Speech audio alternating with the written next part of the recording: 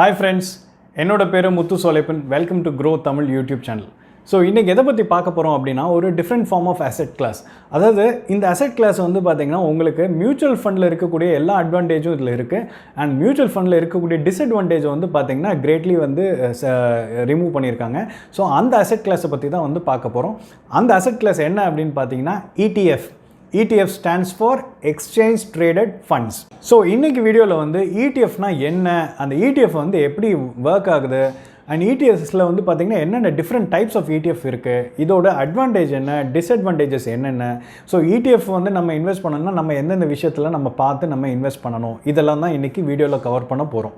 So வீடியோக்கு போகிறதுக்கு முன்னாடி உங்களுக்கு நம்மளோட வீடியோஸ்லாம் ரொம்ப பிடிச்சிருக்குன்னா லைக் பண்ணுங்கள், ஷேர் பண்ணுங்கள், சப்ஸ்கிரைப் பண்ணுங்கள், அண்ட் மறக்காமல் பெல் பட்டன் கிளிக் பண்ணுங்கள். ஏன்னா நாங்கள் வந்து உங்களுக்கு பர்சனல் ஃபினான்சிங் பற்றி உங்களுக்கு இன்ஃபர்மேஷன் வீடியோஸ் வந்து உங்களுக்கு போடுறோம்.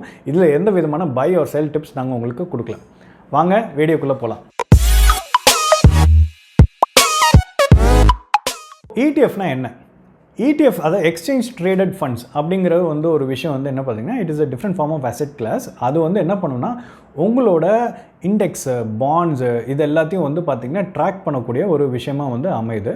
ஸோ ETF வந்து எப்படி பார்க்கலான்னா இது வந்து ஒரு ஒரு ஒரு என்ன சொல்கிறது, ஒரு மியூச்சுவல் ஃபண்டை வந்து ரெகுலராக வந்து ஷேர் மார்க்கெட்டில் போய் பை அண்ட் செல் பண்ணி ட்ரேடிங் பண்ணா எப்படி இருக்கும், ஸோ அதை தான் வந்து பார்த்திங்கன்னா ஒரு ETF மாதிரி அமையுது. ஏன்னா வந்து இதில் வந்து அந்த இதில் மார்க்கெட்டில் ட்ரேட் பண்ணுறதுக்கு உண்டான எல்லாம் என்னென்ன ஆப்ஷன்ஸ் இருக்கோ எல்லாமே வந்து இதில் வந்து ETFில் வந்து கவர் பண்ண முடியும். லைக் என்ன சொல்கிறதுனா stop loss order, margins, options, short selling, limit orders, இந்த மாதிரி வந்து எல்லாத்தையும் வந்து பார்த்திங்கன்னா வந்து நீங்கள் ETF வச்சு நீங்கள் பண்ண முடியும். லைக் மற்ற ரெகுலர் ஷேர்ஸ் எப்படி பண்ணுறீங்களோ அதே மாதிரி ETF வச்சு பண்ண முடியும்.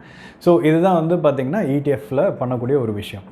ஒரு இம்பார்ட்டண்ட் பாயிண்ட் நீங்கள் நோட் பண்ணுவீங்கன்னா மியூச்சுவல் ஃபண்ட்ஸில் வந்து பார்த்திங்கன்னா கொஞ்சம் ஓனர்ஷிப் ரைட்ஸ் வந்து பார்த்திங்கன்னா இருக்கும் for the underlying securities. But ஆனால் இதில் வந்து ETFில் பார்த்திங்கன்னா அந்த மாதிரி இருக்காது. ரொம்ப இம்பார்ட்டண்டான பாயிண்ட் என்னென்னா இங்கே வந்து பார்த்திங்கன்னா வந்து மியூச்சுவல் ஃபண்டில் வந்து பார்த்திங்கன்னா ப்ரொபோர்ஷனேட் ஓனர்ஷிப் ரைட்ஸ் வந்து இருக்கும் for the underlying securities. But ஆனால் ETFில் பார்த்திங்கன்னா அது இருக்காது. So in most cases ETF பண்ணக்கூடிய விஷயம் என்ன அப்படின்னு பார்த்தீங்கன்னா வந்து அந்த இண்டெக்ஸை அப்படியே வந்து பார்த்திங்கன்னா அந்த இண்டெக்ஸை அப்படியே ட்ராக் பண்ணி அது கொடுக்குற அதே ரிட்டர்ன்ஸை வந்து இவங்க கொடுக்கணும் அப்படிங்கிறது தான் இது. ஸோ இது பண்ணுறதுக்கு வந்து பார்த்திங்கன்னா இது ஒரு பெரிய டீம்லாம் வச்சு பண்ண தேவையில்ல. So it can be passively manage. So இது வந்து ஒரு passively manage fund. So passively manage பண்ணும்போது என்ன, அந்த இண்டெக்ஸ் வந்து எப்படி க்ரோ ஆகுது, எவ்வளோ பர்சன்டேஜில் க்ரோ ஆகுதோ அதே மாதிரி இந்த ETFோட இதுவும் வந்து பார்த்திங்கன்னா வந்து க்ரோ ஆகிட்டே இருக்கும். அதே இது வந்து மிரர் பண்ணிக்கிட்டே வந்து இருப்பாங்க. வேறஸ் வந்து மற்ற ஆக்டிவ்லி மேனேஜ் ஃபண்ட் வந்து பார்த்திங்கன்னா மார்க்கெட் இண்டெக்ஸ் வந்து பீட் பண்ணணும். மார்க்கெட் கொடுக்குற ரிட்டர்ன்ஸை விட வந்து அந்த இண்டெக்ஸ் கொடுக்குற ரிட்டர்ன்ஸ் வந்து பீட் பண்ணி அவுட் பர்ஃபார்ம் பண்ணுங்கிறது தான் ஆக்டிவ்லி மேனேஜ் ஃபண்டோட வேலை. ஸோ அதில் வந்து பார்த்திங்கன்னா வந்து நிறையா வந்து பார்த்திங்கன்னா பெரிய டீம் வச்சு தான் அவங்க அதை மேனேஜ் பண்ணணும். இது வந்து பார்த்திங்கன்னா மோஸ்ட்லி வந்து மோஸ்ட் ஆஃப் த ETFs வந்து பார்த்திங்கன்னா பேசிவ்லி மேனேஜ் ஃபண்ட்ஸ் தான். ஸோ இதனால இப்போ உங்களுக்கு பேசிவ்லி மேனேஜ் ஃபண்ட்ஸ் வந்து பார்த்திங்கன்னா ஃபீஸ் வந்து பார்த்திங்கன்னா அதுக்கு வந்து ரொம்ப கம்மி compared to actively manage fund. So இப்போ பேசிவ்லி மேனேஜ் ஃபண்டோட இப்போ டோட்டல் எக்ஸ்பென்ஸ் ரேஷியோலாம் வந்து பார்த்திங்கன்னா கிட்டத்தட்ட வந்து 0.2% தான் வந்து பார்த்திங்கன்னா உங்களுக்கு போடுவாங்க. பட் இது ஆக்டிவ்லி மேனேஜ் ஃபண்டுக்கு வந்து பார்த்திங்கன்னா வந்து மினிமம் வந்து உங்களுக்கு பார்த்திங்கன்னா வந்து அரௌண்ட் 1% ஆச்சும் உங்களுக்கு போட்டுருவாங்க. ஸோ இந்த ETF வந்து பார்த்திங்கன்னா எப்படி ஒர்க் ஆகுது, how does ETF work?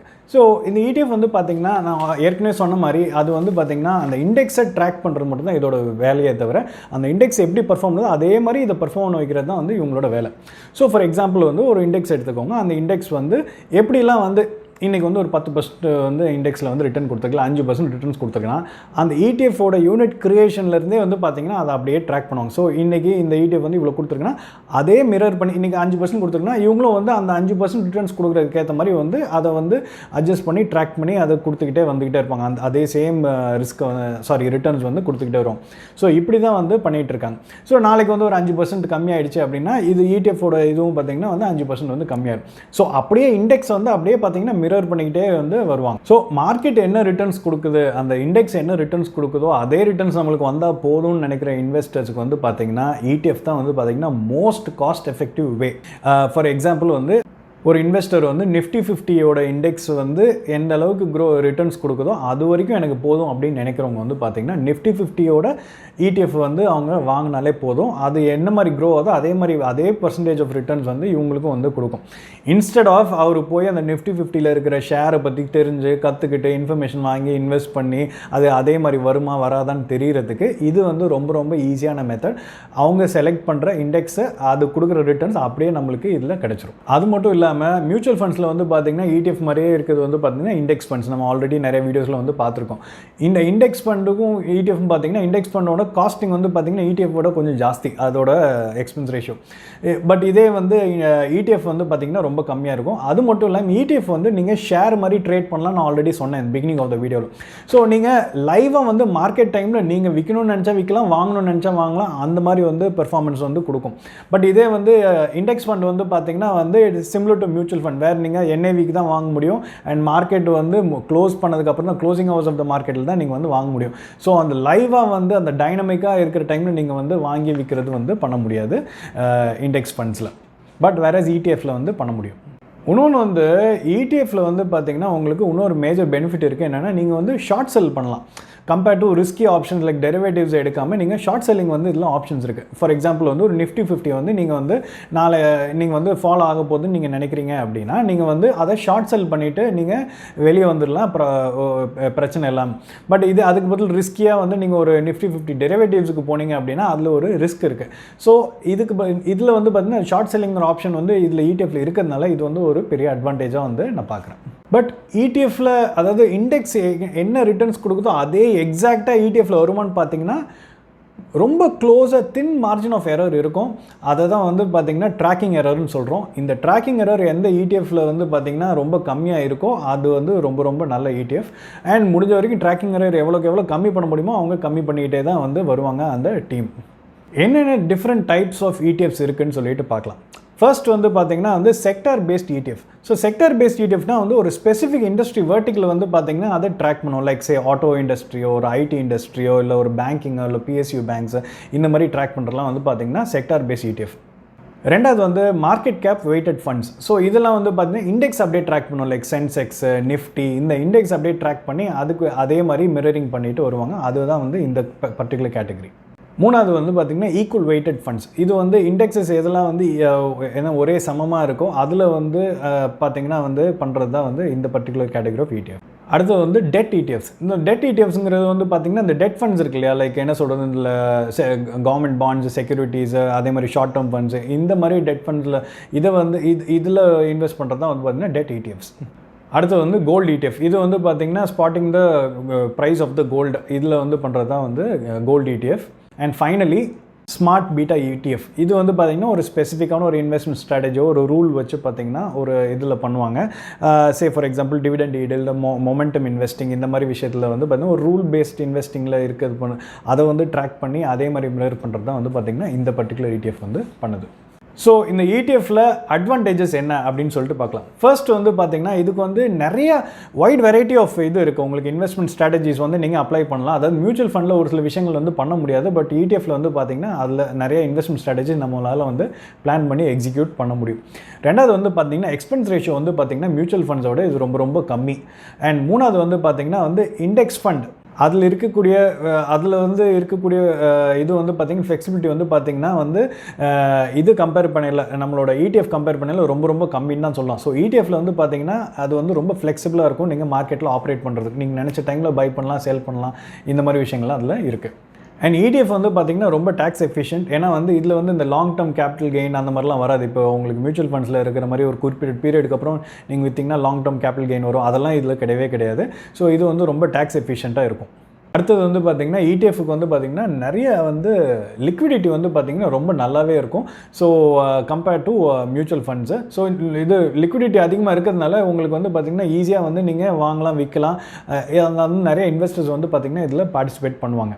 ETF வந்து பார்த்திங்கன்னா ரொம்ப டிரான்ஸ்பரண்ட்டாக இருக்கும். அவங்களோட அதாவது அவங்களோட ஸ்ட்ரக்சர் வந்து பார்த்திங்கன்னா ரொம்பவே டிரான்ஸ்பரண்ட்டாக இருக்கும். எல்லாம் டெய்லி டிஸ்க்ளோஷர்ஸ் வந்து இருக்கும்.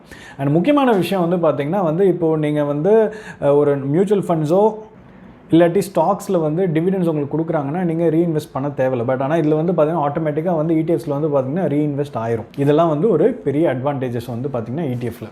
டிஸ்அட்வான்டேஜ் என்ன அப்படின்னு பார்த்தீங்கன்னா எல்லா இடிஎஃப்பும் பார்த்தீங்கன்னா எக்ஸ்பென்ஸ் ரேஷியோ கம்மியாக இருக்குன்னு சொல்ல முடியாது. ஏன்னா ஒன்லி இப்போ நான் இதுக்கு முன்னாடி நான் சொன்ன அட்வான்டேஜ் எல்லாமே வந்து பார்த்தீங்கன்னா மேஜராக வந்து பார்த்தீங்கன்னா பாசிவ்லி மேனேஜ் ஃபண்ட்ஸ் தான் வந்து பாசிவ்லி மேனேஜ் இடிஎஃப்ஸுக்கு தான் வந்து பார்த்தீங்கன்னா வந்து எக்ஸ்பென்ஸ் ரேஷியோ கம்மி. இதே ஆக்டிவ்லி மேனேஜ் இடிஎஃப்ஸ் கொஞ்சம் இருக்குது. பட் அதுக்கெல்லாம் வந்து பார்த்தீங்கன்னா எக்ஸ்பென்ஸ் ரேஷியோ வந்து ஆல்மோஸ்ட் லைக் மியூச்சுவல் ஃபண்டுக்கு என்ன வருதோ அதே மாதிரி தான் வந்து எக்ஸ்பென்ஸ் ரேஷியோ வந்து இருக்கும். ரெண்டாவது வந்து பார்த்திங்கன்னா இடிஎஃப்ல வந்து பார்த்திங்கன்னா இன்ட்ராடேயில் வந்து உங்களால் ட்ரேட் பண்ணுறதுனால ஹை வாலட்டாலிட்டி வந்து இருக்கும். அது வந்து பார்த்திங்கன்னா வந்து அது ஒரு பெரிய டிஸ்அட்வான்டேஜ்னு வந்து சொல்லலாம். அடுத்து வந்து இடிஎஃப் வந்து எதெல்லாம் வந்து டெரிவேட்டிவ்ஸ் இன்வால்வ் பண்ணுதோ அதெல்லாம் வந்து ஒரு பெரிய ரிஸ்கி ப்ரொப்போசிஷனாக வந்து இருக்குது. அது மட்டும் இல்லாமல் இப்போ இடிஎஃப்க்கு வந்து பார்த்திங்கன்னா ட்ராக்கிங் எரர்னு ஒன்று இருக்கிறதுனால எப்போவுமே வந்து அந்த இண்டெக்ஸ் வந்து கொடுக்கக்கூடிய ரிட்டர்ன்ஸை விட ஒன் ஸ்டெப் பார்த்திங்கன்னா வந்து கொஞ்சம் அந்த டிஃப்ரென்ஸ் வந்து கண்டிப்பாக இருக்க தான் செய்யும். இதுவும் வந்து ஒரு டிஸ்அட்வான்டேஜாக வந்து நான் பார்க்குறேன். இன்கேஸ் வந்து இன்வெஸ்டரோட பார்ட்டிசிபேஷன் வந்து கம்மியாக இருக்குது அப்படின்னா அந்த இடிஎஃபோட லிக்விடிட்டி வந்து கம்மியாயிரும். ஸோ இதனால் வந்து நிறைய பேரால் வந்து பார்ட்டிசிபேட் பண்ணுறதுக்கு வந்து முன் வர மாட்டாங்க. ஸோ இதெல்லாம் தான் வந்து பார்த்திங்கன்னா இடிஎஃப்ல இருக்கக்கூடிய டிஸ்அட்வான்டேஜஸ். ஸோ இடிஎஃப்ல இன்வெஸ்ட் பண்ணணும்னா நம்ம பார்க்க வேண்டிய ஃபேக்டர்ஸ் என்னென்ன, 4 முக்கியமான ஃபேக்டர்ஸ் நம்ம பார்த்துட்டு அனலைஸ் பண்ணி தான் நம்ம ஒரு இடிஎஃப்ல வந்து இன்வெஸ்ட் பண்ணணும். அது என்னென்னு சொல்லிட்டு பார்க்கலாம். ஃபஸ்ட்டு வந்து ட்ராக்கிங் எரர். எந்த ஃபண்டுக்கு எந்த இடிஎஃப்க்கு வந்து பார்த்திங்கன்னா ட்ராக்கிங் எரர் கம்மியாக இருக்கோ that means it is almost matching இது. So that is a very good ETF to invest in. Second வந்து பார்த்திங்கன்னா வந்து லிக்விடிட்டி அதிகமாக இருக்கக்கூடிய இடிஎஃப்ல நிறைய டிரான்சாக்ஷன் நடக்கும். நம்ம நினச்ச நேரத்தில் பை பண்ணலாம், சேல் பண்ணலாம், நிறைய பேர் பார்ட்டிசிபேட் பண்ணுவாங்க. அது பார்த்துட்டு நம்ம லிக்விடிட்டியும் வந்து எப்படி இருக்குன்னு பார்த்துட்டு நம்ம ஒரு இடிஎஃப்பை சூஸ் பண்ணணும். மூணாவது வந்து டிஆர் ரேஷியோ. ஸோ அதாவது டோட்டல் எக்ஸ்பென்ஸ் ரேஷியோ. ஸோ இந்த டோட்டல் எக்ஸ்பென்ஸ் ரேஷியோ எந்த இடிஎஃப்ல கம்மியாக இருக்கோ அது வந்து நம்மளுக்கு ஒரு நிறைய கெயின் வந்து கொடுக்கும் ஆஸ் அ இன்வெஸ்டர். நாலாவது வந்து பார்த்திங்கன்னா ஏயுஎம் பார்க்கணும், அதாவது அசெட் அண்டர் மேனேஜ்மெண்ட். அதாவது நிறைய அசெட் வந்து பார்த்திங்கன்னா அந்த இது கீழே இருக்குது அப்படின்னா நிறைய இன்வெஸ்டர்ஸ் வந்து பார்த்திங்கன்னா அதில் இன்ட்ரெஸ்ட் எடுத்து இன்வெஸ்ட் பண்ண வருவாங்க.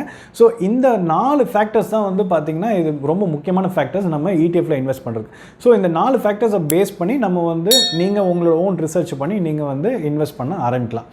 ஸோ அகெயின் டிஸ்க்ளைமர் என்னென்னா வந்து எந்த விதமான பை ஆர் செல் டிப்ஸ் நாங்கள் உங்களுக்கு கொடுக்கல. இது வந்து ஒன்லி ஃபார் எஜுகேஷனல் வீடியோஸ். நீங்கள் பார்த்து உங்களோட ஓன் இம்பார்ட்டன்ட் டிசிஷன்ஸ் வந்து நீங்கள் தான் வந்து எடுக்கணும். ஸோ இந்த வீடியோ பிடிச்சிருக்குன்னா லைக் பண்ணுங்கள், ஷேர் பண்ணுங்கள், சப்ஸ்கிரைப் பண்ணுங்கள். நன்றி, வணக்கம்.